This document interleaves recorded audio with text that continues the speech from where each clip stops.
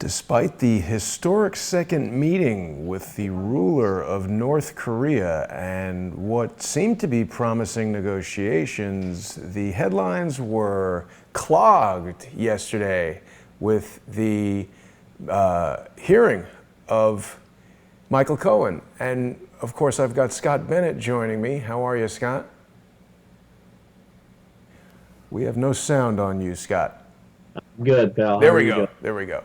Okay, so Scott, this is really important for us to talk about because I really wanted to speak about President Trump's diplomatic mission to Vietnam to discuss the denuclearization of the Korean Peninsula. The mainstream media and criminal scumbags like Lanny Davis want us to be focused on this nonsense coming from a convicted perjurer, someone who has been basically sent to prison in March, he will be, for lying to Congress, yet he's testifying before Congress all of these things that don't seem to make sense, that do not add up, and you have the unique insight of what may in fact be the true cause of Michael Cohen being used as a tool against President Trump. You've told us before, Scott, but fill us in. What is it that we're talking about here?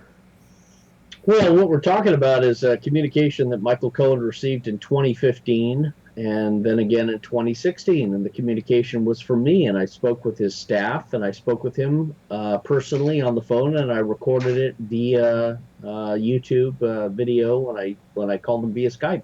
And I told Michael Cohen's office in 2015 about Shell Game and the revelations of Hillary Clinton, the Clinton Foundation, Eric Holder, Lanny Brewer, the Department of Justice, Obama, Covington and Burling. All of it is watchable, and people can see and listen to the very words that I spoke to his assistant and spoke to his staff in 2016. Both recordings are on that video on YouTube. And Michael Cohen confirmed receipt of Shell Game. He said he was going to pass it on to the president and act upon it.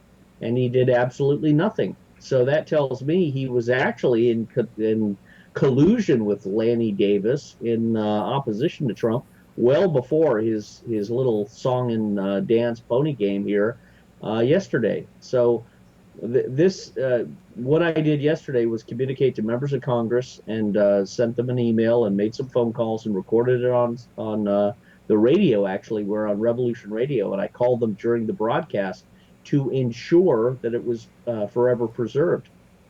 And I spoke with people in the congressional offices and said, look, Michael Cohen is lying one more time when he says he did not receive any WikiLeaks cables. He knew nothing about WikiLeaks. He knew nothing about the various elements of the Russian issues and the Clinton Foundation issues. He's lying. So but wait a minute, Scott. What did he know about WikiLeaks? What did your communication with him have to do with WikiLeaks? And they were asking him about, did Roger Stone communicate to Donald Trump with regard specifically to the WikiLeaks release of Hillary Clinton's emails? Well, in Shell Game, the WikiLeaks cables that Hillary Clinton I should say her State Department cables that were later released in WikiLeaks, I received in 2012. Brad Birkenfeld gave me them. We sat down together and went over all of the State Department cables that talked about making a settlement with Switzerland, putting together all sorts of financial deals involving Swiss banks and Saudi Arabia and the United Arab Emirates, making pay-to-play deals. All of that were in WikiLeaks cables that Brad gave me and that I included in Shell Game. And they are in the book, which people can see if you open it up. About halfway through, you've got all these WikiLeaks cables. There's a big picture of Julian Assange, and the WikiLeaks cables were sent to Michael Cohen as a part of Shell Game. And wow. The fact is, the simple fact is, when he says I never knew anything about any WikiLeaks cables, is a flat out lie, because he got the book from me in 2015, and then again in 2016. Paul Preston on Agenda 21 Radio and myself and another few other people called him And he said, "I've got it. And he stuttered. He said, I'm sending it to the president. Blah blah blah."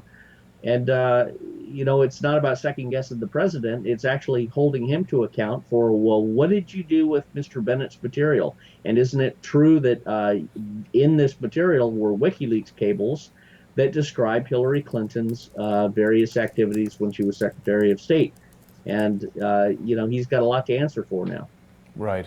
Now, one of the things that Mr. Cohen presented yesterday was this check signed by Donald Trump. And this was, presented as if it were sort of smoking gun evidence of Donald Trump committing a crime. The crime that they're describing in this case is election finance crimes. They're trying to say that Donald Trump paid off Stormy Daniels, and that by Michael Cohen paying it and being reimbursed, that this was an election, a campaign contribution. So I have a couple of issues with this. I mean, of course, the date is basically August 1st, 2017. It's from Donald Trump at 725 Fifth Avenue, which is, I believe that's the address of Trump Tower, which is the location both of his home and his office. It's made out to Michael Cohen, his lawyer, at Michael's address, which has been redacted. It's got this signature. Now, first of all, this doesn't say, check to pay Stormy Daniels to reimburse for a campaign contribution. This is a $35,000 check. For all I know, Donald Trump is paying his lawyer $35,000 a month just to be exclusively available to Donald Trump. And, this check could be for absolutely anything. Perhaps Michael Cohen picks up Donald Trump's Kentucky Fried Chicken lunches and delivers them to him and has a conversation with him, and they've agreed to be paid $35,000. So I object to elements of evidence like this being presented not in a court of law and not even within context of what they are. I would also point out, I don't know if this is actually Donald Trump's signature. I've received checks from large corporations where there is some sort of digital print of a signature, Yes. and then it says this check is valid for up to such and such amount. So we don't even know that Donald Trump actually personally saw this check. He may have some other decree within the Trump organization that every month a check for $35,000 goes to Michael Cohen unless otherwise noted. And of course, we know about one despicable Lanny, and that's Lanny Davis, who is Michael Cohen's lawyer, who is connected to the Clintons, but he's not necessarily as sinister, or, well, perhaps he is, but there's another Lanny that we want to talk about, which is Lanny Brewer, who is an attorney at Covington and Burling, who you've spoken to us about quite a bit. Lanny Davis, of course, could be seen sitting right next to Michael Cohen, doing an incredibly poor job of hiding his body language, sort of nodding his head yes and shaking his head no, as if he had prompted Michael in how to answer, and he was almost mouthing the words that Mr. Cohen was saying. What'd you think about that, Scott? Well, I thought Cohen was a beta male, a classic beta male. He was angry, he was jealous, he was envious of Donald Trump. And that all of that is coming out. He is desperate to make a plea deal. He's doing the song and dance that Robert Mueller and the rest of the Democrats have put him up to. But it's very sad, and people look and they shake their head because they say, look, I can understand Donald Trump being chased by a bunch of bimbos and bikinis at various events. He was a rich man. He was a handsome man too, and women understand that. So as much as it is a deficit of character to fall into that when you're married and have affairs, people understand that when you're that rich and powerful, you certainly are susceptible to that. But what they don't like, we also is don't know for a fact, sorry to interrupt, we don't know yet for a fact that he had an affair with her. I mean, perhaps she's just saying, you know what, I'm going to do such and say such, and he's got a problem on his hands with someone who he knows who is threatening to do something, and maybe he says, okay, look, you know what, we'll buy this life story from you and bury it. I'm not saying that's what happened, but there's this really unsettling rush to judgment that we've become a country where the internet and the news become judge, jury, and the conviction is put forward before we've even seen all the evidence. Well, Cohen getting up there and talking was, it was a betrayal, and betrayal is measured by your disembarment too. So he's been disbarred. He's not an attorney anymore. He's revealed attorney-client privileges. So he really violated the most sacred principles that the average American really appreciates, and that is you cannot and you do not ever betray your boss in this way when he's entrusted you with key secrets. And well, it's not just a matter of the boss. You've raised a really important point, Scott, and I'm sorry to keep interrupting, but I want to focus on that. Attorney-client privilege goes beyond just loyalty to the boss. I mean, this is part of our rights as being considered innocent until proven guilty. If you tell things to your attorney that he then publicly reveals, it's such a violation of the integrity of the role of an attorney. And we see Lanny Davis sitting behind there looking at Michael. I don't know if we have the moments where he's shaking his head this way or that, but it really was disgraceful. And on top of that, President Trump said this himself. This hearing could have been scheduled for Monday, could have been scheduled for today or tomorrow. They specifically put it on the exact same day that Donald Trump was meeting with Chairman Kim of North Korea and going for a diplomatic purpose that would benefit really all of mankind. We don't want a nuclear disaster in the Pacific there. So it's sort of egregious in that regard, wouldn't you say? Well, yeah, you're right. It is essentially a betrayal of the entire American system of government. When you have attorney-client privileges, we're probably one of the few countries that really has that, and you're supposed to honor that. So it's a betrayal of the deepest parts of American life when this sort of thing happens. And for that reason, Lanny Davis, of course, is being looked upon once again as selling his client down the river for some sort of a contrived benefit to Hillary Clinton. The documents and the evidence are there, Jason, as I've said before, and I've shared them with people. I've shared them with others like Larry Klayman. I've shared them with members of Congress. I've shared them with the president himself in the White House. It's all coming out that Hillary Clinton and Eric Holder and Lanny Brewer and Robert Wolf, chairman of the Americas, Union Bank of Switzerland, Saudi Arabia, United Arab Emirates, Qatar, all of these countries and these agencies in the United States government, Tim Geithner, I mean, I could go on and on and on, but they're all listed in Shell Game. I won't waste time that. They're all part of a conspiracy to finance terrorism that killed American soldiers.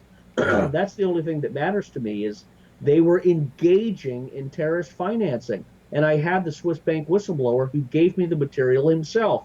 And when I got it, it was like a puffer fish, right? I instantly puffed up and I thought, wow, this stuff has to be taken, Brad. And him and I sat down and he didn't understand it like I understood it. I was trained in this. And it's like when you're a soldier, you understand anything that threatens your fellow soldiers, you instantly sound the alarm. And I sounded the alarm. And I wrote to Mattis, I wrote to Flynn, I wrote to Feinstein, I talked to my military attorney. I said, you have to get this out. Yeah, I was passionate. I was excited because I saw a 3-alarm fire. And I was Did anybody do anything, Scott, of all those people that you contacted? General Flynn did nothing. That's the saddest thing, Jason. Again, I witnessed. I mean, it was like, do I smell? Am I doing something wrong? Am I unkempt? Because no one's responding, no one's doing anything. I had Rand Paul write me a couple letters, but he didn't do anything more. I had Jim Webb write me a letter saying, I'm retiring, don't take this to me. I talked to Mark DeSaulnier, my congressman, like 3 or 4 times, and I put that up on YouTube. And I pleaded with them to do something. Interview me, for Christ's sake. I've got more material. Please interview me.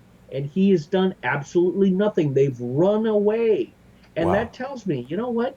You people don't deserve the title or the position of American statesman, politician, because you're betraying the Constitution. You are enabling terrorist financing. It is a violation of law. Yeah. I know the law, and I've mentioned the laws, and I've given them legal notice. and they've done absolutely nothing. It's like we're in a twilight zone, It and they is. think And people if they can look read all away. of this, Scott, in your book, Shell Game, which they can purchase by going to shellgamewhistleblower.com. That's Scott's website, and all of the revelations, the information that was shared with Scott by Brad Birkenfeld are in the book. And he's presented this book to all of these lawmakers and military people. I'm surprised General Flynn didn't react. In what context did you communicate with him? Have you had face-to-face communication with General Flynn? Are you sure he got this? Well, that is the $1 million question. Did they get it? But immediately after I sent it to him, I sent it to on August 1st, 2011 or 2012. Brad and I sent it to Mattis. We sent it to Flynn. We sent it to the Armed Services Committee, the Intelligence Committee, and immediately after that, on August 28th, 27 days later, he wrote in the DIA memo that came out in WikiLeaks the essential terrorist financing that Saudi Arabia, Qatar were doing in Syria, trying to erect, a Wahhabi Sunni caliphate.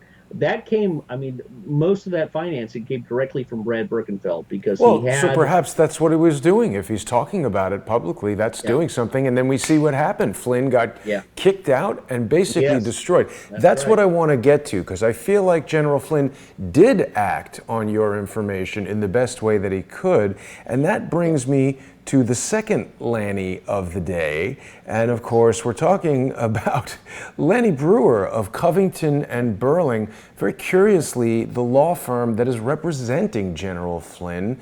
Yeah. And when I spoke to Joe Flynn about how this law firm was selected, he wasn't quite sure, and he said it was just a bad decision, that there was so much going on, they don't know everything about every law firm. And I believe that. I think that a lot of people who watch Crowdsource the Truth or other channels on YouTube that are searching for alternative views on some of these things, they feel like everybody must know everything about everything. And of course, that's impossible. I was speaking with Sidney Powell yesterday on the Charles Ortella's Closing In show, and I respect Sidney Powell as much as a person can be respected. And when I asked her about William Barr, her response was that people she spoke to said he was a good guy. I asked her if she was aware of his record during Iran-Contra, and I think she said she was in law school at the time or not paying attention to politics. And I find that to be a totally valid answer. Everybody doesn't know everything about every person. Yeah. And when Barr showed up, if Sidney wasn't watching Crowdsource the Truth or reading the New York Times from 1992, as I have been, she may not know all of the things that Barr was doing, and now he's in there and it's too late. So let's talk about this connection between Covington and Burling, the Clintons, the Union Bank of Switzerland, this terrorist financing, and now General Flynn's attorney, Lanny Brewer. Well, Covington and Burling was a law firm in Washington, D.C., a very big one, and Lanny Brewer was the assistant, the associate, or the deputy attorney general, if you will. He was the second in command after Eric Holder, and Eric Holder and Lanny Brewer both worked for Covington and Burling before they joined the government. So they joined the government, left Covington and Burling, joined the government. And Covington and Burling represented Union Bank of Switzerland, HSBC, various international banks, and Saudi Arabia and Middle East countries. And so they represent the key stakeholders that are named in Shell Game. And Brad told me all of this material, and he gave me the documentation of it. And so you've got Covington and Burling, with Eric Holder, Lanny Brewer, and Loretta Lynch making deals with Hillary Clinton when she was the State Department secretary. And then Eric Holder and Lanny Brewer went back to work for Covington and Burling after they left government. Covington and Burling, Stuart Eisenstadt is another partner at Covington. Dov Zakheim's son, Roger Zakheim, Dov Zakheim was my boss at Booz Allen Hamilton, who was running all of the terrorist financing. His son, Roger Zakheim, works for Covington and Burling as well. And again, Covington... Let me pause you there for a second, because Yeah. Dov Zakheim is a very important figure here. He has been employed at Booz Allen Hamilton. He had that company, what was it, Specialty something or other? SPS. Yeah, Yeah. SPS. He's Systems. implicated in 9/11. His Yes. mother was an Israeli citizen. Of course, the news is just breaking now about the possible indictment of Benjamin Netanyahu. He's been charged with bribery, and the Israeli election has been thrown into chaos. What is Dov Zakheim's connection to Israel and 9/11, Scott? Well, Dov Zakheim was the comptroller at the Pentagon when it was struck by the missile, not a plane. And I know it wasn't a plane because I drove by the Pentagon the next day and I witnessed myself the pristine golf course like lawn and the absence of any tore up grass or charred remains or pieces of plane that would have remained after a 757 would have crashed into a concrete structure. There was nothing but a big blue tarp covering a hole. That tells me it was a missile, most likely that struck that. In addition to potential explosions inside the Pentagon, and you know all of that we didn't quite understand at the time, and I didn't think about it at the time until many years later.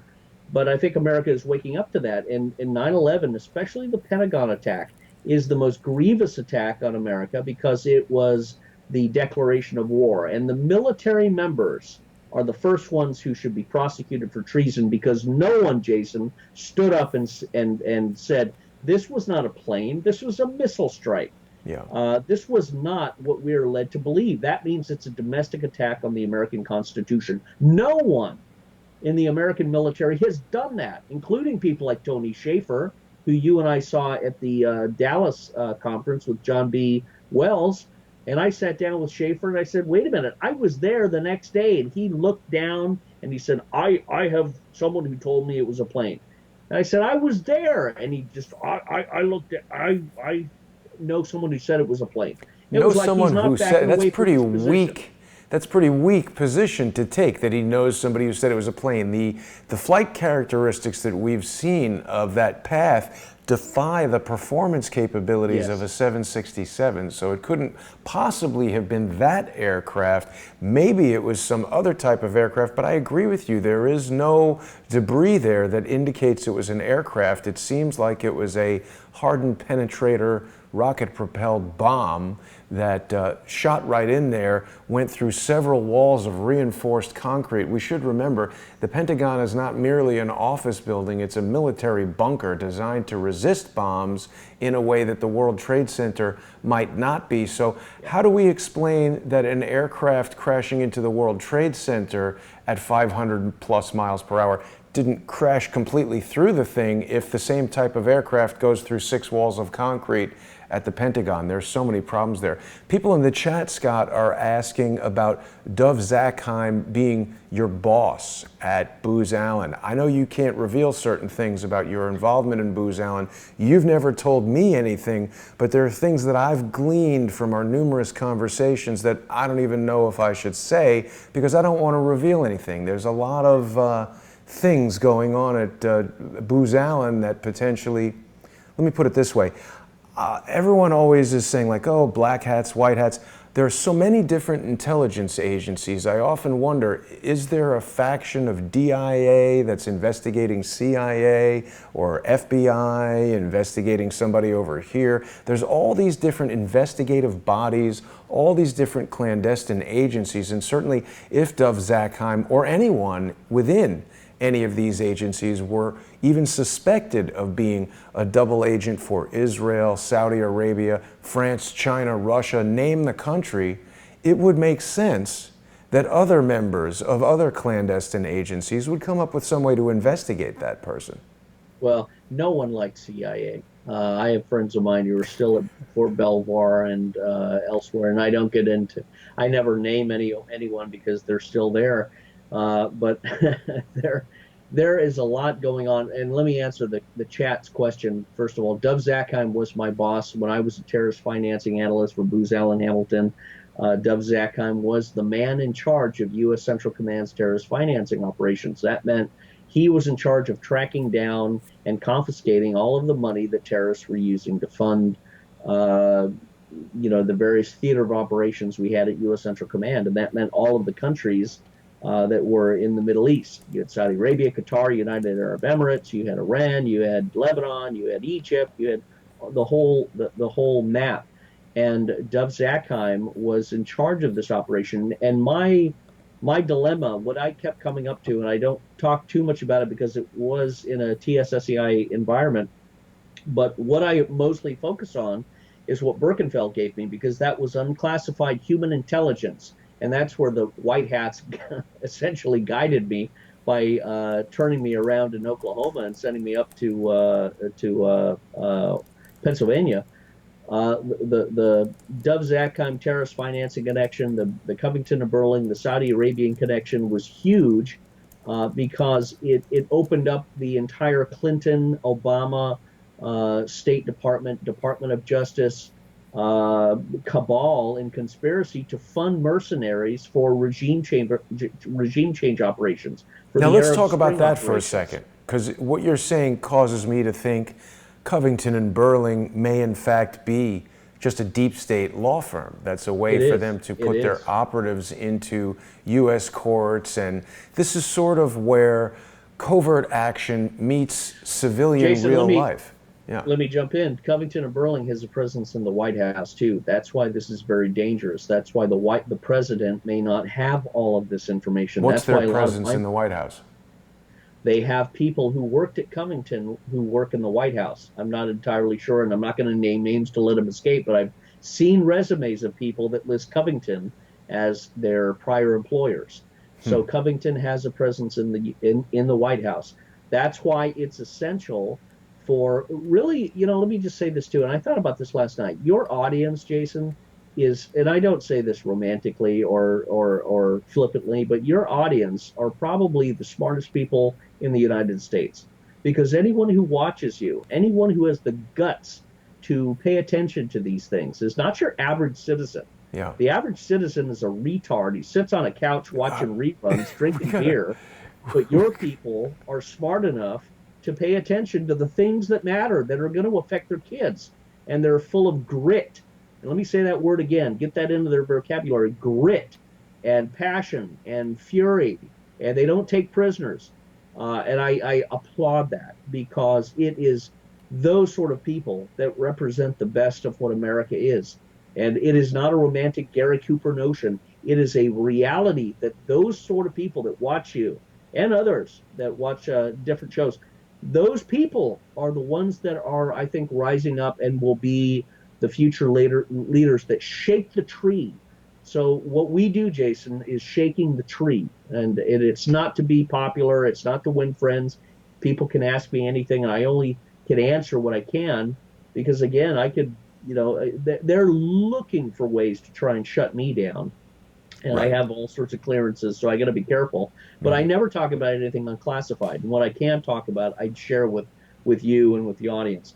Right. And what we see is Covington and Burling, Hillary Clinton, Eric Holder, Obama. We see people in the White House right now surrounding Trump. And I go into things like a knight or a soldier or a gladiator onto the arena of debate, and I'll go in and say, look, this is what I saw, this is what I discovered, this is what I know. Who's going to stand up and call me a liar? Who's going to stand up and tell me this means nothing? Because I got news for you. I was a special operations officer. I was a psychological warfare officer. I worked at the State Department. I worked in counterterrorism. I worked at Special Operations Command. I worked at Central Command. I had a TSSCI clearance. Did you? Did anybody else do what I did? And I'm not tooting my horn. God put me through these things to give me these things to take up to the president and say, look, sir, this is what I did, this is what I saw, this is what they did, and this is why they need to be prosecuted. And these bastards in the Department of, or the Congress, who've also gotten it, who I have records of my emails to, and phone calls with your people in the White House, I don't quite know that they're giving you the right material. Nunes and Jordan and Trey Gowdy, when they were talking about Benghazi, I came to them and said, look, there's a lot more to Benghazi. No one did anything. I have never received a phone call for a request for clarification or an interview from any member of Congress, Jason. That tells me everything. Well, and of And course, it's you've very spoken quite a infuriating. bit to State Senator Dick Black, Yes. who you've described a clandestine plan hatched by Andrew McCabe to try to frame the senator on a trip to Syria. Important to note that Andrew McCabe's wife, her campaign for state senate against Dick Black, received $1.2 million from close Clinton associate Terry McAuliffe, and of course Andrew McCabe participated in that campaign, appearing in campaign T-shirts and using his official FBI email to promote his wife's election. Two things that are strictly prohibited by the Hatch Act, which is designed to prevent the FBI from becoming politicized, something that Andrew McCabe never followed, and he is another one who is lying quite readily. I want to ask you some questions, Scott, about the Union Bank of Switzerland, because it's a little confusing to me. It's sometimes referred to as UBS.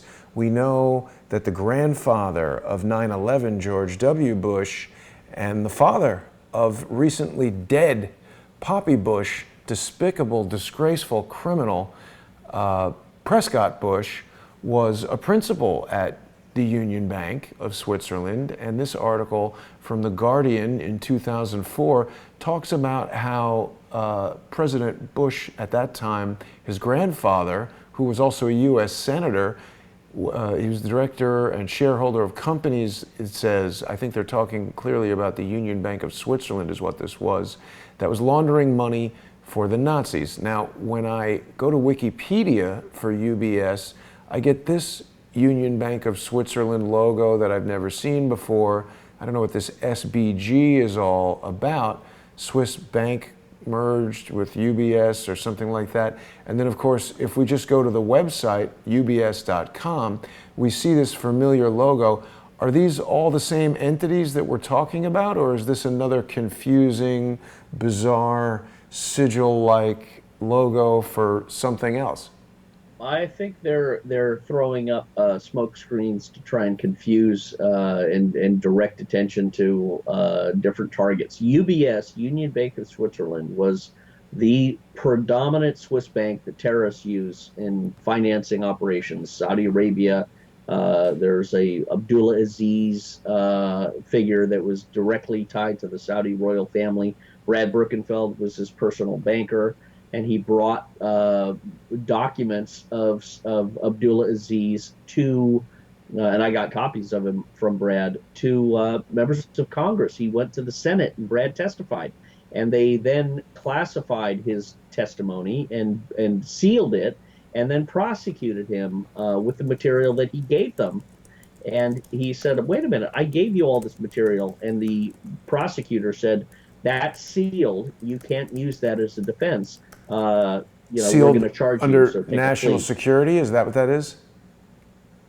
I State think it secrets? was, well, it was, yeah, it was like that. It was behind the Senate's, a hidden testimony behind the Senate. It should never have been sealed. Brad should have been able to use that to defend himself, but he wasn't. They buried it, and it was such a setup, Jason. It was such a disgusting setup, and you don't realize it until you go through it. But look. If Brad hadn't been thrown in jail, if I hadn't been thrown in jail, we would not have gotten together and compared notes and analyzed this material and been able to produce Shell Game and Brad's book, Lucifer's Banker. We would never have been able to do that. And Brad had told me the story of where Edward Snowden came in. And Edward Snowden worked with me at Booz Allen Hamilton and Cyber Command in Hawaii. I don't get into that too much, but Edward Snowden, before he joined Booz Allen Hamilton, was with the CIA, and they were pursuing Brad. Snowden was part of the Swiss operations to entrap Birkenfeld, and Brad told me the story of how they did it. They got him into a DUI situation, and the next day a CIA agent, I won't say who it was, but the CIA agent came in and got Brad out of jail, flashing his CIA badge. And that was given to, I spoke with Sean Stone. I did an interview with him, and I did an interview with his dad, and he included it in his film Snowden, Oliver Stone. But this was an attempt to entrap Birkenfeld and get his Swiss banks. Immediately after the CIA did that, Brad came to the United States, and he tried to dump this. The CIA then tried to shut him down by writing fraudulent letters to UBS exposing his secret communications with the Department of Justice. And all of this is part of Andrew McCabe's work history. Eric Holder, Lanny Brewer, these people haven't gone anywhere, Jason. They were all part of the Department of Justice back in 2007, 2008, when Brad brought this and when they tried to shut him down. And they're all pretty McCabe, obviously, Scott, they're rallying together to yes, try to destroy Donald Trump and protect themselves from what would surely be prosecution for treason or, some pretty high crimes. Now, Scott, you spoke just a moment ago about how they invoked the state secrets privilege, and that goes back to some things that have been said to us by Kevin Shipp. He was defending himself in a legal case against the CIA, and you participated with Sidney Powell and Robin Gritz and Kevin and myself in a roundtable at that Dallas meeting at John B. Wells Operation Classified. I think that was a very useful meeting because each of you, Robin and Kevin, have faced off against the government, against the deep state in these, courts of so-called justice. Sidney, of course, was a former DOJ attorney, so she understands the dirt on the wheels of those machines from the inside, and she was able to give us some great insight into what each of you faced. But really, when you go up against the government in these sort of legal battles, they can pull out this state secret privilege at any time, and when we've got a deep state law firm like Covington and Burling that's so obviously connected to the government with former attorney generals working there, Eric Holder, Lanny Brewer. Interesting to note that the relationship between Eric Holder and Lanny Brewer is exactly identical to the relationship between Bob Barr and Robert Mueller. Mueller was the assistant attorney general for the criminal division while Barr was the U.S. Attorney General. So it's almost like these guys are chess pieces and they know how to play the game and they just get their proper people in position, and then they can easily suppress someone like you, someone like General Flynn, force Michael Cohen to say and do whatever it is they need him to do. The guy's got kids, he's got a wife. It's pretty easy to put pressure on somebody like Michael Cohen. Yeah. Yeah, it is. And,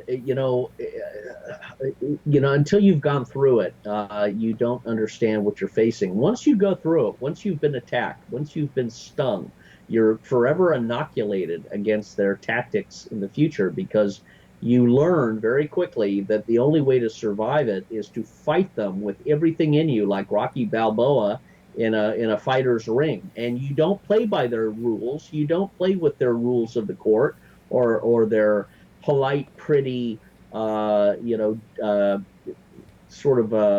formalities in the court. You present all of the raw evidence with a furious passion and an outrage, because it has violated the Constitution and the very trust that Americans have given their government to not rule over them, but to defend their constitutional rights and to ensure justice. That's where I think we're coming in America to a major civil war, a major upset. And I don't mean a civil war in the classic 1861 way. I mean a civil war of people just saying, no, I'm not taking it anymore. I'm not going this way. I'm not going to tolerate it.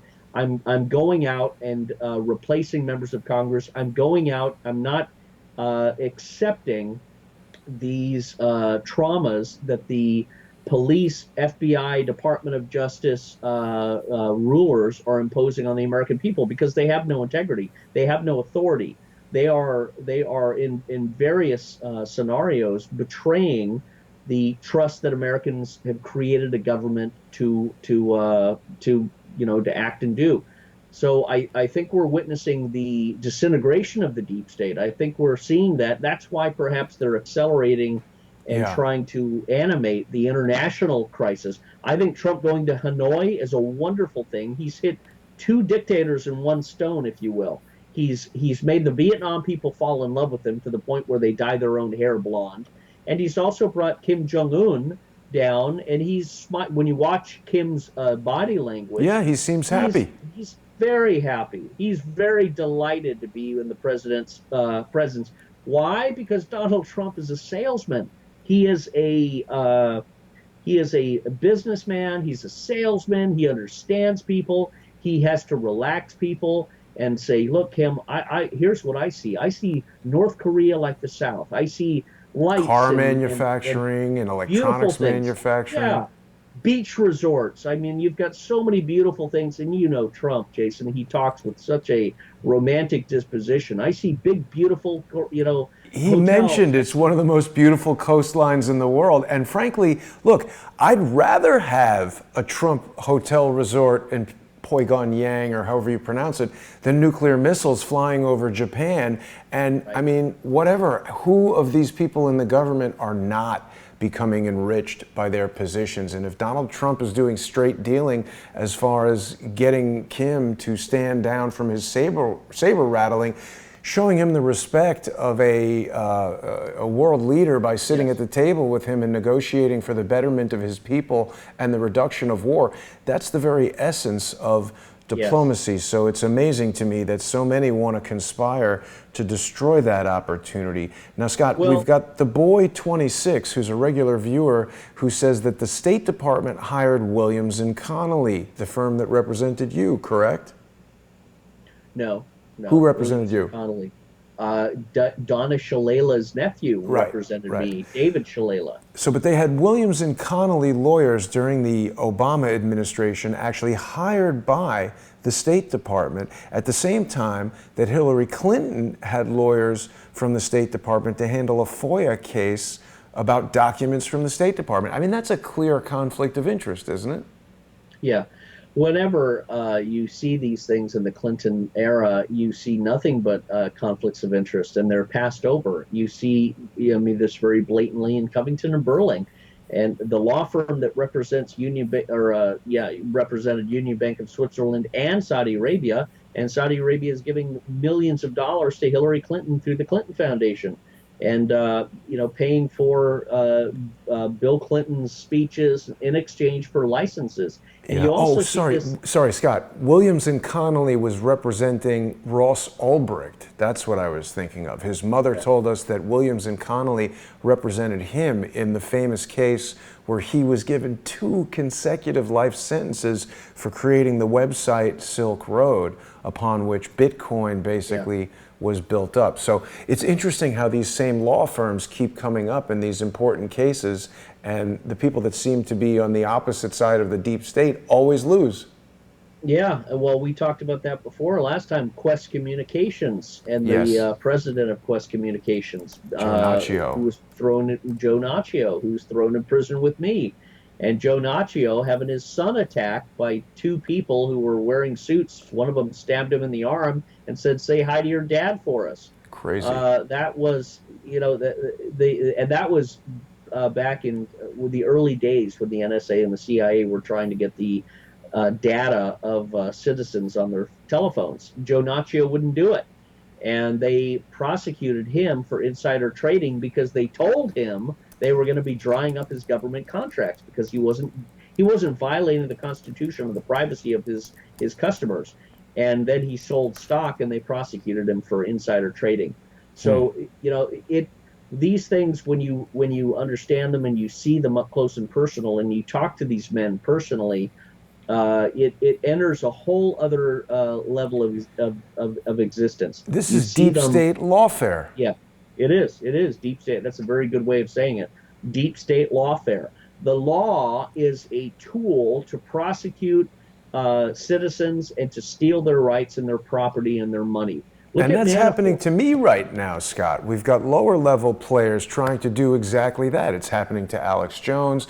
They're doing it on the civil level, but their ultimate desire is to convert these civil actions into criminal charges. If you make certain mistakes in a federal civil lawsuit, that can turn into perjury, lying on a document. If you make some statement in error, they can turn these things around on you and really ratchet up the jeopardy. I want to remind people while we're talking about this, Scott, it's extremely important for those that view your website and your videos and hear about Shell Game, and people that are watching us here on Crowdsource the Truth, they've got to sponsor the work. You and I are not able to make money from these types of things through traditional monetization on YouTube and other platforms because this material is being suppressed. So I want to remind people to visit subscribestar.com/crowdsourcethetruth or patreon.com/crowdsourcethetruth. And even more importantly, go to patreon.com/shellgame. That's Scott's Patreon page, and become a sponsor. Scott is regularly posting videos that he's doing on his own, as well as the videos that we're doing here. Scott also has his website, shellgamewhistleblower.com, and you can purchase the book Shell Game. It's an excellent read, and you're going to get access to all of the information and the reports that Scott has given to senators, national security advisors, members of the military, and it's been completely ignored.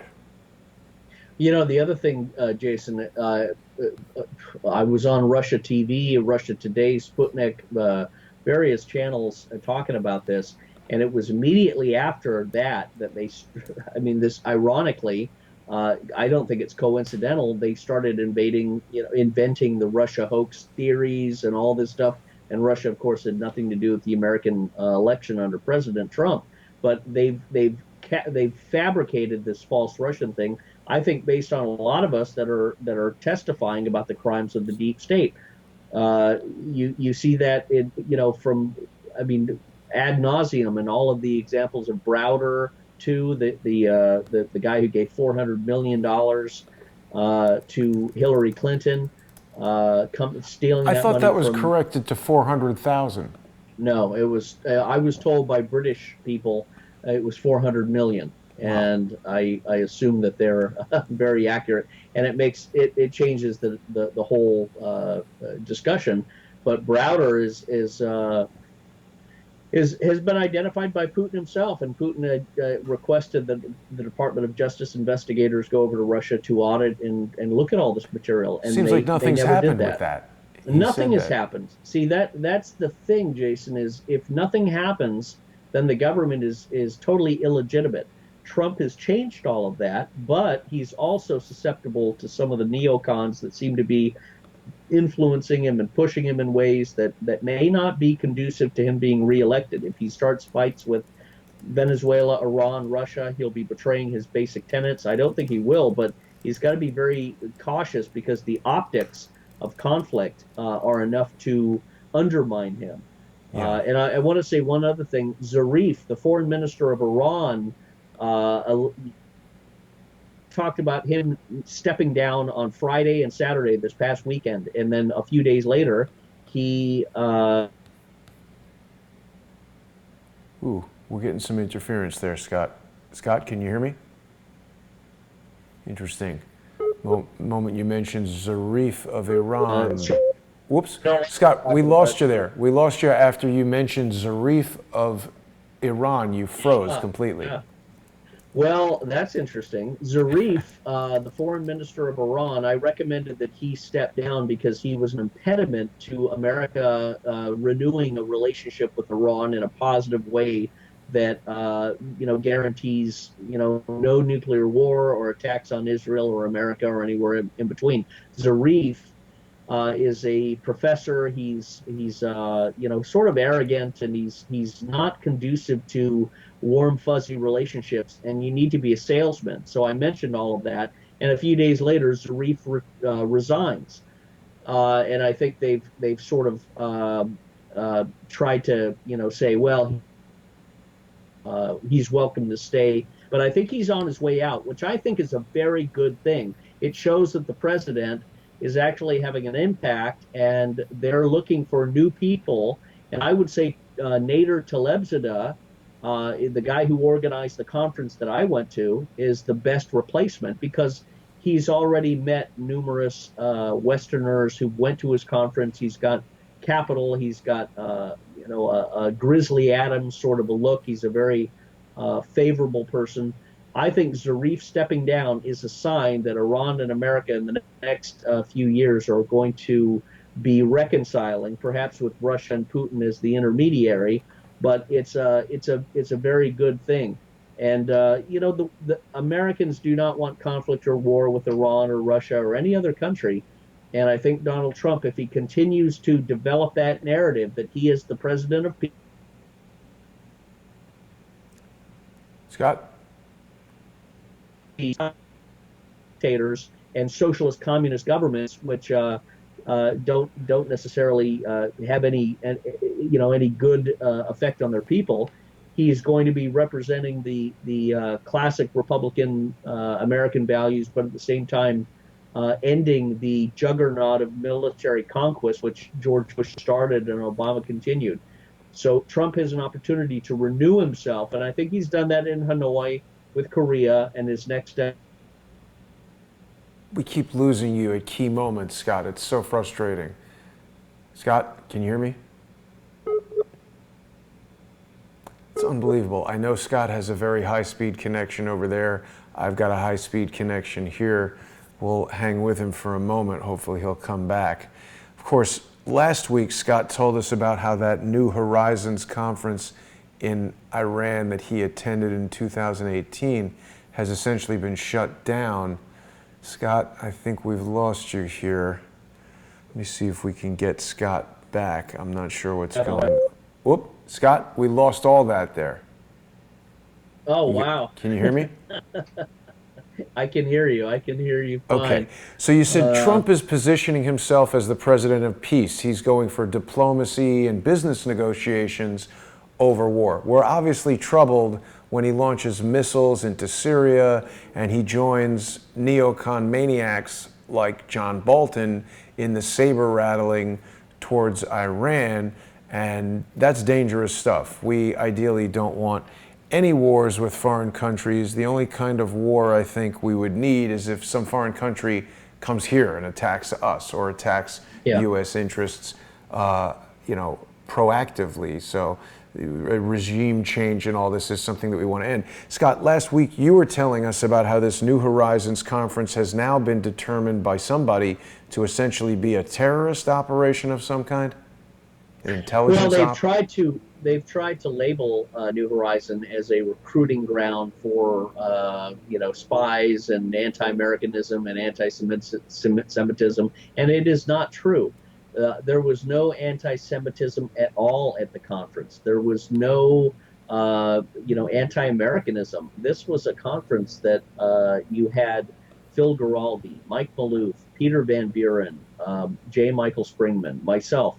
All of us were government, military, State Department, CIA, Pentagon people. And we spoke on the importance of prosperity and peace and paths to, political, social collaboration. And they've invented this, I think, a deep state operation with this Monica Witt, her name is, and I think she is a double agent, actually. But nothing that they accused New Horizons of is true. And that seems to be the neocon attempt to facilitate or lay the groundwork for a military intervention against Iran, which does not help President Trump at all. It, in fact, could remove him. Scott?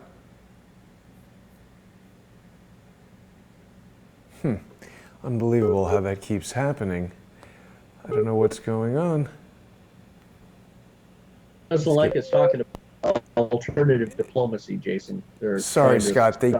Something keeps happening at odd times to our feed. So we lost a bit of what you just said. If you could just go back and repeat it for a moment. Well, Monica Witt, I think the Air Force person that they've identified is probably a double agent, and they're setting up conflict, but it's not accurate. I don't think New Horizons is in any way a negative organization. There's no anti-Semitism or things like that. Right. It's actually the best conference for developing relationships with the West. And people can see your speech at that New Horizons conference. People should go over to your YouTube channel, which is, they're going to search for Army PSYOP on YouTube. It's interesting, I'm not able to move the page around too easily. I wonder if someone's not, oh, look at this. We've got a comment from American intelligence media here on Scott's page. People may recall when Douglas Gabriel called me up, or sorry, I called him, and we had a bit of an impromptu interview. I have to say, I don't trust American intelligence media at all. Douglas Gabriel, I believe in that phone conversation, proved himself to be a liar, made various threats to me that have proven to be hollow, untrue, empty nonsense. But people can go to Scott's page and they can view this video of his memo to the president as well as his presentations at New Horizons. Obviously, Scott can't control who's commenting on his videos, and you know, that's something for people to check out. Scott, we've got just a few more minutes here, and I also wanted to reiterate that this image that I created of Scott as a sushi chef is not intended to be any kind of threat against Michael Cohen, but rather a political cartoon in which Scott is slicing and dicing Mr. Cohen's testimony because it's untrue and he didn't say anything about the content of the information that Scott had delivered to him and personally confirmed that he received. So it's Cohen Sushi on the plate there as far as what we've been discussing today. Anything you want to say in closing, Scott? Well, everybody should call their members of Congress and point them to this video, Jason, and say Michael Cohen received Scott Bennett's material Shell Game in 2015 and 2016. Other people were on the phone calls. The phone calls are on YouTube. You can hear Michael Cohen's staff. You can hear all of the material that Michael Cohen lied to Congress yesterday when he said he did not receive additional material. He lied several times. But he lied about WikiLeaks. He lied about, having conversations with me. All of that needs to be prosecuted, and people have to play a part by calling their members of Congress and holding them accountable. Shell Game is a hammer to throw through the screens of these plastic game show host politicians. And there's nothing more fulfilling than smacking a member of Congress right under the jaw with an uppercut punch, using Shell Game as the force and momentum. So I say that figuratively, of course, but also I know the pleasure that comes from going right to a member of Congress and saying, I know who you are, I know what you did, I know what you failed to do, and I'm holding you to account. And if you don't investigate this, if you don't give me an official answer of how Shell Game is being enacted, then I'm replacing you and I'm prosecuting you for misprision of a felony and misprision of treason. Yeah, and you speak about that quite extensively. Perhaps it's a good idea for people to go to shellgamewhistleblower.com, purchase a few copies of the book, and send those books or bring them directly to their representatives to make sure they get them and read them. And people can... I gave it to Tucker Carlson, and we'll see what he does.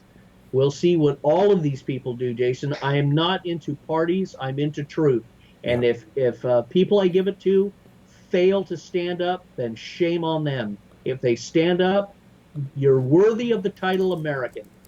But anybody who doesn't is not an American, because we're supposed to represent to this world a different type of human being. We don't surrender rights. We have the right to keep and bear arms. We have the right to freedom of speech, and we don't apologize for it. And if anybody in government or the military, forget the media, a bunch of, we know what they are, but if people in the government or the military don't stand up and do these necessary operations, then we're not a country. We're not a government. We're in a civil war, and it's about time we win it. Yeah, and people can also support Scott's work by going to patreon.com/shellgame, become a monthly sponsor of Scott, and you can see his video posts and his blog posts on there.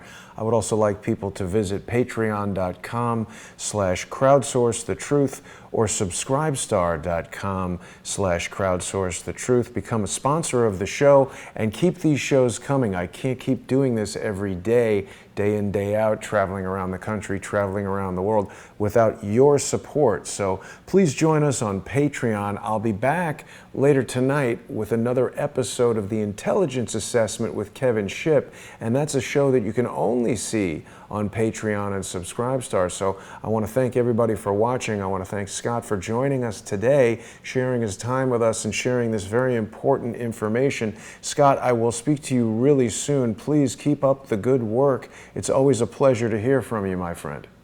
Thank you, Jason. You're doing fabulous work. I see a Pulitzer in your window, if not a political title next to your name, and I appreciate it. Well, thank you very much, Scott. And thanks everybody for watching. I'll see you later tonight.